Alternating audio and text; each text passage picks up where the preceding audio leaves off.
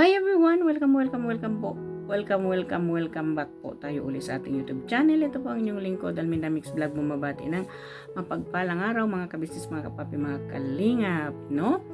Gagawin lang natin ng reaction o opinion natin itong kanyang live ngayong araw na ito. Itong nagsitahulan daw ang mga apektado. So bago natin umpisahan yan, ako'y nagbabakasakali po sa inyo dyan, nabulol na naman ang inyong lingkod. Nanonood kayo, alam ko, pero hindi kayo nakasubscribe. Baka po pwede, bonus na ninyo sa akin yan.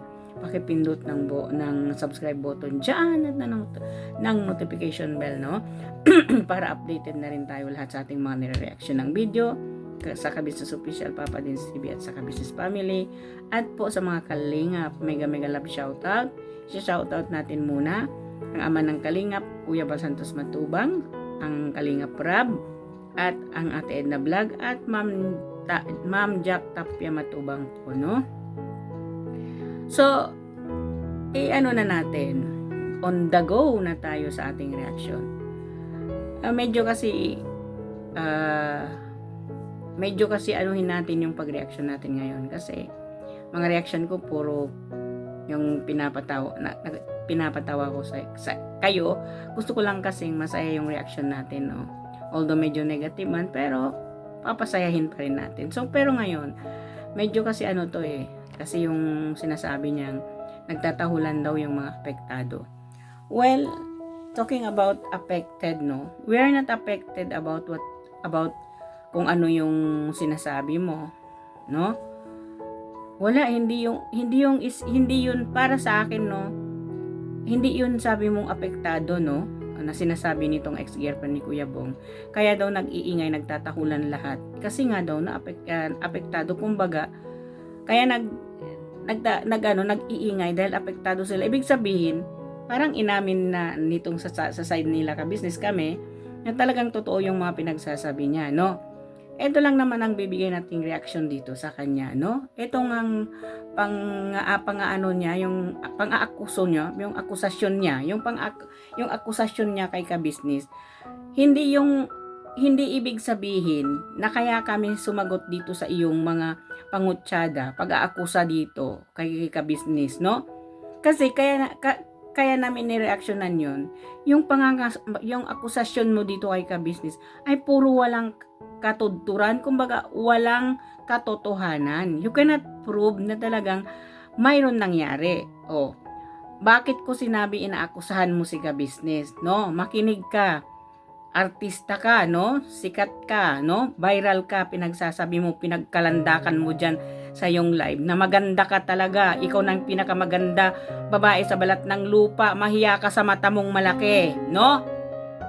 Kaya ko nasabing inaakusahan mo, kaya yung title ko dyan, inaakusahan mo si ka-business na walang katotohanan. Alam nyo kung bakit ako bakit ko nasabi? Pinagbibintangan o inaakusahan niya ang ka-business na may binugbog. Doon sa SIM card na pinagngak-ngak niya na wala naman siyang pruweba, wala siyang maipalabas. Ngayon ang sinasabi niya, kanila na lang daw yung sekreto nila. How dare you, no? Kung talagang matapang ka, nagbibintang ka nga dyan na nang bugbog, sino yung binugbog?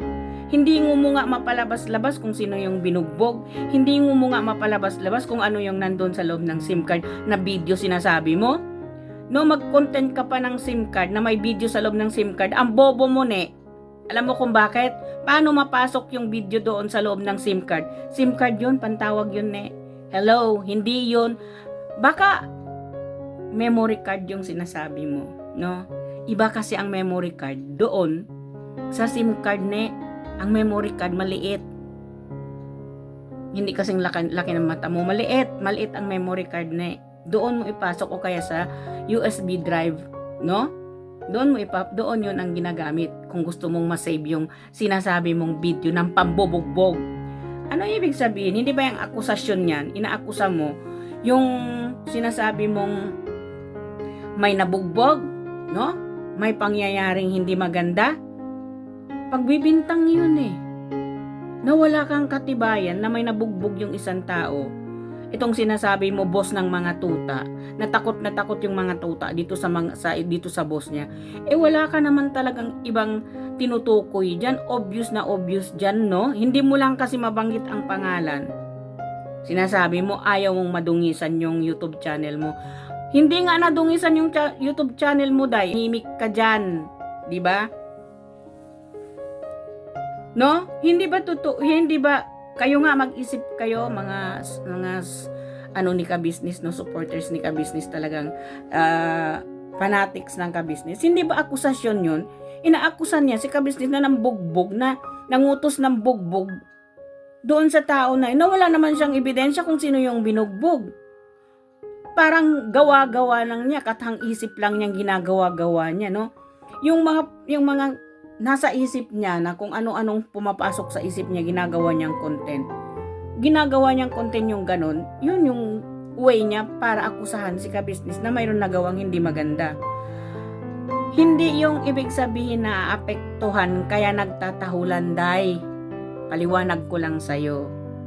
Kaya kami nag-react sa mga pinagsasabi mo. Alam mo kung bakit? No? Inaakusahan mo kasi nagbibintang ka na wala ka namang pruweba. Tinatama lang namin yung akusasyon mo na hindi tama. Itinatama namin o sinasabi naman o ipinapaliwanag namin sa mga viewers na yung akusasyon mo ay walang katotohanan. No, puro kasinungalingan. No? Hindi ka ba natatakot akusahan mo si ka-business, no? Magpasalamat ka. Si ka-business ang inano mo, ang tawag din yung bang kinalaban mo kahit akusahan mo sa ganyan na mayroon siyang binugbog. Hindi umiimik si ka-business kung iba lang yan. Hinarap ka na as ni May said, no? Uso sa Pilipinas ang ipabarangay ka agad. Uso sa Pilipinas ang ipapulis ka agad. Mabuti si ka-business, mabait. Hindi niya ginawa yan sa'yo.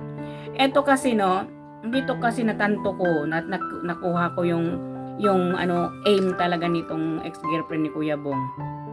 No? Kaya siya dakdak ng dakdak, bintang siya ng bintang kung ano-anong pinagsasabi niya diyan sa live niya laban kay ka-business. Hindi kasi siya pwedeng tawagin sa pulis o sa barangay kasi hindi kasi sa Pilipinas nangyayari yan, nandyan sa Hong Kong. So kailangan, no, yung mag-complain doon sa Hong Kong kasi nandyan siya hindi nangyari sa Pilipinas. Dahil umuwi ka sa Pilipinas, doon ka magbintang, pagbintangan mo si ka-business na yung binugbog, iharap mo kay ka-business yung pinabugbog ng boss ng mga tuta na yon at sabihin mo kung sino yung mga tutang nambugbog doon sa lalaki at iharap mo doon yung lalaki kay ka-business. Doon ka magngat-ngat sa Pilipinas, wag dyan sa duwag ka pala kumakalaban kayo pero andyan yung pagkaduwag ninyo. Hindi yung kumakalaban ka na nandyan ka sa ibang bansa. Doon mismo sa Pilipinas, no? Doon kang umatngat. Iharapin mo. Eto pala yung binugbog mo para may katibayan ka, para hindi ka pagtawanan. Ginawa mo lang kasi katawa-tawa yung sarili mo, no?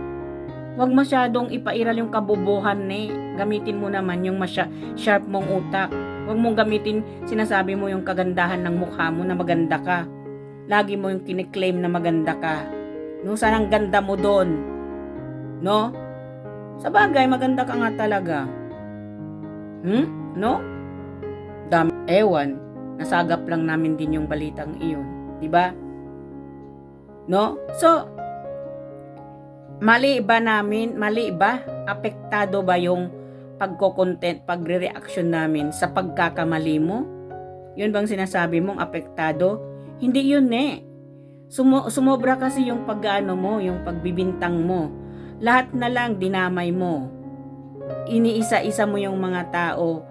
Nilagyan mo ng pangalan. Ang unang binigyan mo ng pangalang linta, maitim na linta ay si Intoy. Nung pumalag si Intoy, pumunta ka doon kay si Ate Nenet. Nung pumalag si Ate Nenet, napunta doon kay Kalingap Turak at saka kay Power Ranger. Hello, ni isa nga walang kumontak sa'yo. Tapos lagyan mo pa ng pangalan ng linta na nag-whistleblower sa'yo. Blinower mo na lang sana yung utak mo para namang maganda-ganda. No? Huwag ganon. Bintang ka ng bintang. Pinagbibintangan mo ng kung ano-ano. Itong si ka-business. na wala ka namang pruweba na ipapakita na mayroon talagang binugbog si ka-business. O ka-business, di sana sabihin mo, eto yung binugbog ni ka-business. Kahit litrato man lang o voice message ng isang tao, iparinig mo yun na talagang nabugbog yung isang tao. Hindi mag-aakusa ka na wala kang pruweba sa isang tao. No? Yun bang sinasabi mo, kayo'y magpapatulpo? Dapat nga ikaw inaakusahan mo yung tao na wala kang pruweba. Gumagawa-gawa ka ng kwento. Diyan sa social media, diyan sa YouTube channel mo, gumagawa ka, inaakusahan mo si ka-business. Tapos sabihin mo ngayon, naapektuhan kami dahil maraming mga tumatahol. Ikaw nga diyan, kahol ka ng kahol. 'Di ba? Daig mo pa yung yung wolf na kahol ng kahol. Dinadaan mo pa sa tawa mo. Naku, magpasalamat ka ne. At si ka-business yung kinalaban mo, hindi ka pinapatulan. Kung iba pa yan tabla ka. 'Di ba? Akusahan mo yung isang tao na wala kang pruweba. Akusahan mo na may binugbog yung isang tao na wala kang pruweba na talagang nambugbog siya. No? Ano yon? Tapos pambubugbog? Anong sinabi niya yung pambubugbog daw? Diba? Wala ka sa ayos kung mag-ano ka tapos ngayon apektado. Hindi naapektuhan ang ka-business. Kumbaga nagre-reaction lang kami. No? Nire-reaction na namin yung mali mong akusasyon kay ka-business. Tinatama namin yun, pinapaano namin sa viewers na walang katotohanan yung pinagbibintang mo kay ka-business. No? Hindi ka ba natitigil hanggang ngayon hanggang na ginawa mong content mo na magbintang ka, pinagbibintangan mo si ka-business, inaakusahan mo na may binugbog. Bakit? Sino bang pinagsasabihan mo? Yung boss nila. Nagalit na yung mga tuta, takot na takot sa boss nila. Sino ba? At kanino ka ba galit? Maliban lang kay ka-business, may iba pa ka ba bang kagalit dito sa social media? Naku ne. No? Palasimba ka pa ba naman? Di ba sabi mo? Palasimba ka? No, lagi mong binabanggit yung Panginoon mo. Bakit yung akusasyon mo ganyan? No? Inaakusa niya yung tao na wala namang ginawa. No, inaakusahan niya na may binugbog na wala namang siyang pruwebang na may binugbog talaga itong si ka-business. No?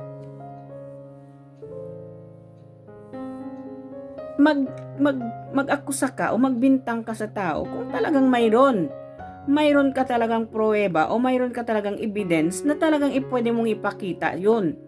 Panalo ka doon pero pa sa pinagsasabi mo yan, baka maibalik sa'yo dyan, kawawa ka. Maawa ka sa sarili mo. No? Hindi ka panay putak ng putak. Putak ka ng putak. Bintang ka ng bintang na wala ka namang pruweba. Lahat na lang. Andyan na si Bombay, no? Andyan na yung Suso, andyan na si Linta, andyan na si Surot, andyan na si Mangga. Anong klaseng utak meron ka? Para mo namang kahit siguro yung pagong ikwento mo sa pagong yung pinagsasabi mo, hindi ka papansinin ng pagong, kami pa kaya naapektuhan dyan sa pinagsasabi mo. Tinatama namin yung paakusasyon mo kay ka-business doon. No? At inaakusa mo pa lahat, no? Dinamay mo na lahat, yung mawalang kaalam-alam. Anong tawag doon? Pagbibintang yon. Pinagbintangan mo etong si Renji sa si Kalingap Turak na sila ang linta, isa rin silang linta na kumukonek sa'yo, na nagsasabi sa'yo kung ano yung nangyayari. Yung lahat na nakapasok sa bahay ni ka-business, nung lumabas sa bahay ni ka-business, yun, pinagbintangan mo yun, na-asset mo yun. Ngayon, kung tatanungin, sasagutin ka namin, yung pruweba mong ilabas mo, lilihis ka na naman, iba na naman ang ikukwento mo, iba na naman ang pagbintangan mo. Palabintang ka No? Marunong kang gumawa ng content mong akusasyon sa tao na wala namang pruweba, wala ka namang katibayan. Wag, maawa ka sa sarili mo. Kung ibang tao lang yan, hindi si ka-business kinakalaban mo. Yari ka sa mga pagbibintang mong walang katuturan, walang katotohanan. No? Doon nga lang sa SIM card, hindi mo na kayang ipaliwanag. Bobo ka ba? Ang SIM card, malagyan mo ng ng video? Baka nagkakamali ka, baka memory card yun. O nga, yung isa doon nag-comment dito sa akin, baka po yung ibig niyang sabihin ay yung memory card, hindi yung SIM card. Diba pati yung mga viewers, pinagkatuwaan ka? Nasaan, ang talino mo, no? Ikaw ang pinakamalinong babae at pinakamagandang babae sa balat ng lupa. SIM card, may sekreto, ang sekreto doon, rated PG. Ano yon? Patay gutom? Rated PG. Patay gutom. Ano ba yun? Ang layo na ng isip ko, no? For adults only and for the boys only, yung loob ng SIM card, pinapanood. Ano yung pinapanood doon sa SIM card? Nga ka, ne? Huwag ipalabas yung kabobohan natin. Maraming nanonood sa'yo, no? Mapapahiya at mapapahiya ka, no? Ibobo lang naman yung taong mag-isip ng ganon, no?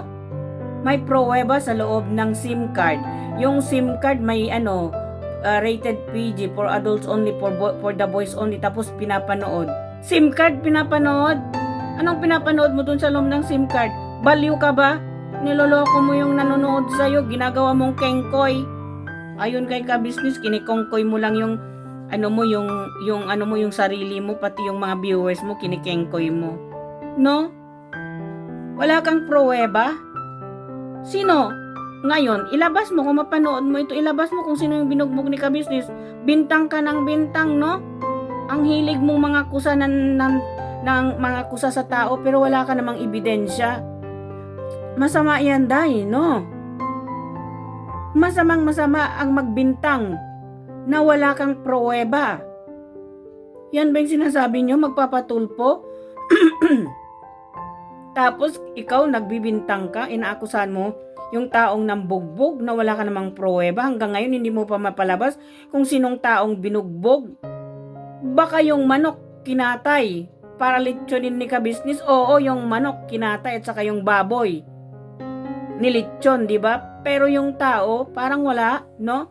Tapos bintang ka ng bintang. Akusa ka ng akusa sa tao na may binugbog na wala ka namang pruweba. Tapos ngayon sasabihin mo naaapektuhan sa pinagsasabi mo.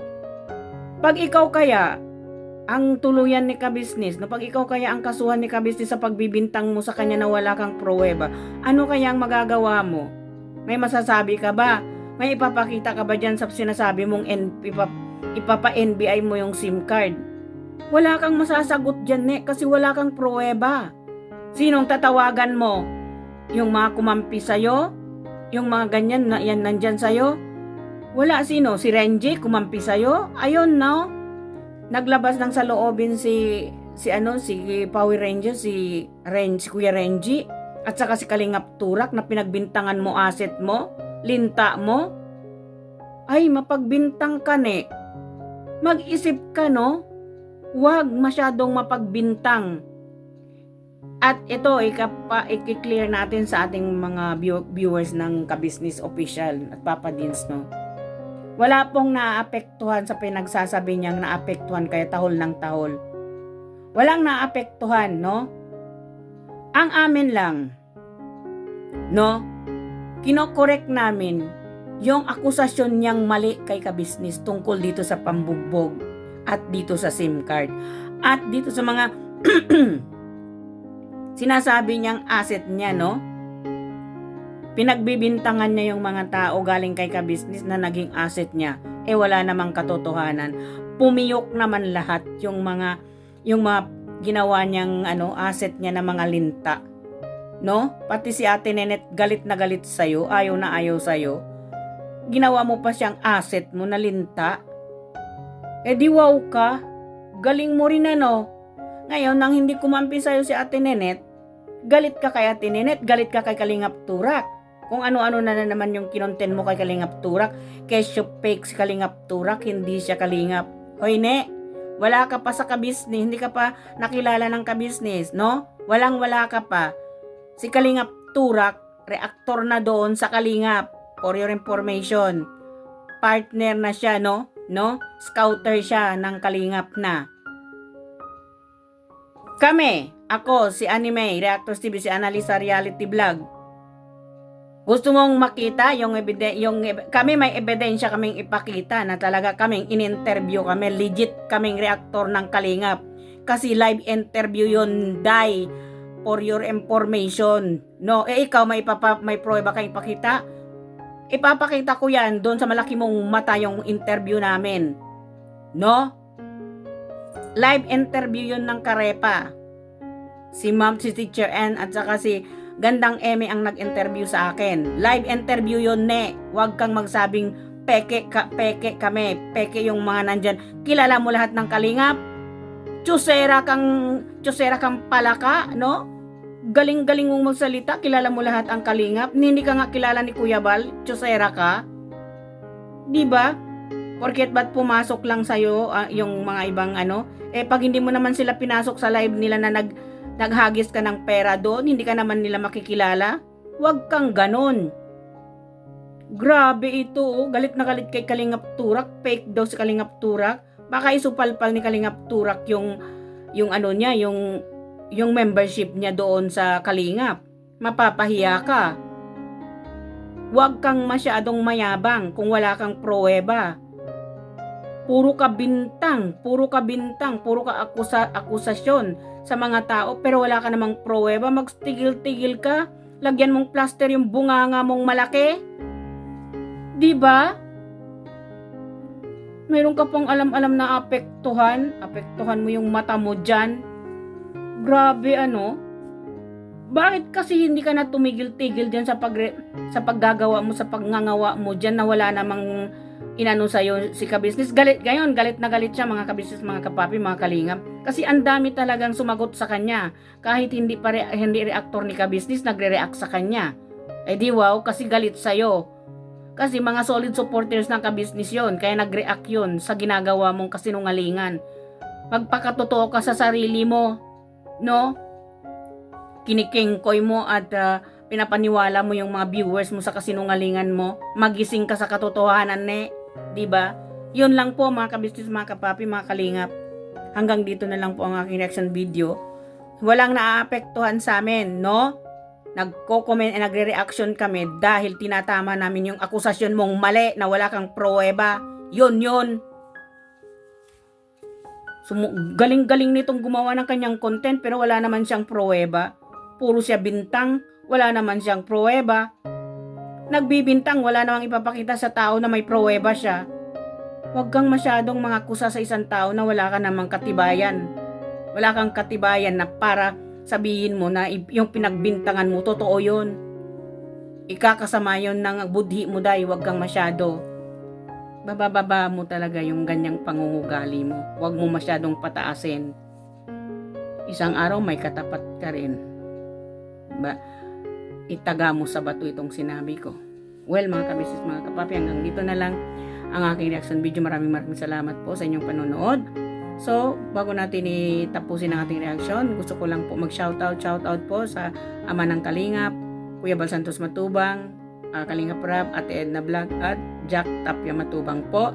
At ang ating pinunong Kabisnes, wag po natin kalimutan suportahan ang Kabisnes Official, Papa Dins TV at Kabisnes Family, at ang lahat po ng reactor ng Kabisnes at ang mga kagwang po, wag po natin kalimutan din suportahan, at ang kasamahan namin sa Karepa po, no? At ang lahat ng partners at mga K-boys po at ang mga scouter po ng Kalingap. Maraming salamat.